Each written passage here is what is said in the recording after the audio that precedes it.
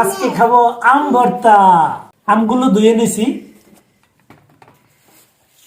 এই আমগুলো এখন একটা একটা করে ছেঁচে নেব। বিসমিল্লাহ।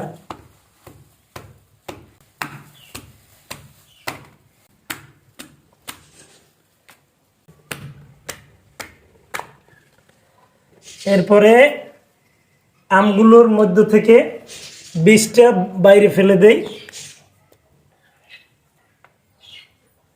এটা ফেলাবো না, এটা একটু শক্ত হয়েছে, আরো একটু ভালো করে ছেঁচে নেই।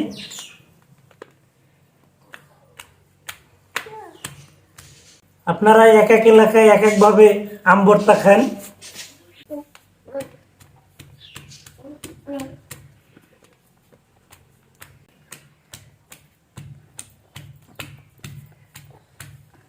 আমগুলো সুন্দরভাবে ছেঁচে নিলাম।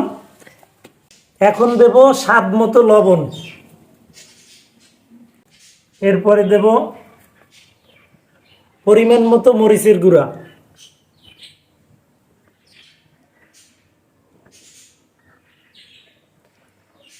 মরিচের গুঁড়া আপনাদের যতটুকু দরকার সেইভাবে দেবেন।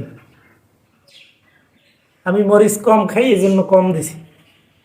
এরপর দেব চিনি, আপনারা চাইলে চিনি নাও দিতে পারেন।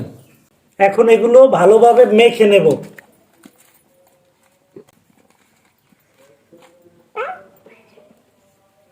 দুইটা লেবু পাতা মিক্স করে দেব।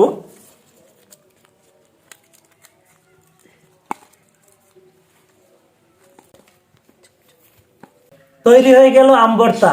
এখন খাবো। তুমি খাবা? কোনটা কোনটা নেবা? এইটা। বিসমিল্লাহ।